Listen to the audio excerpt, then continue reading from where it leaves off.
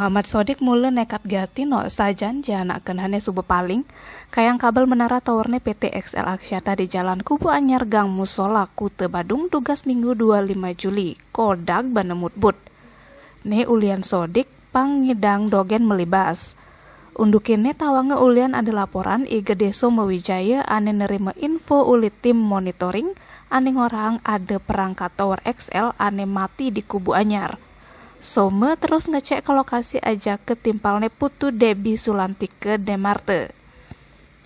Di subani neket di TKP, saget tinggalin gerak-geraknya Sodik mencurigakan. Langsung Some ngelapor ke Polsek Kute. Yen sube geledahe, tim opsnal makatang barang bukti di tengah tasne. Ada kabel tower dawannya sekitar 50 meter, tang ajak gunting pemotong kabel. Uli hasil pemeriksaan, Sodik anak mule spesialis maling kabel menara seluler. Sehingga cepok gen nyemak gegayan ngemaling, ternyata iya tayan maling kabel ping telu ane tongosne melenan. Sodik ngaku maling kabel ulian terpaksa pang payu dogen melibas jakan. Tim Bali Express ngelaporang.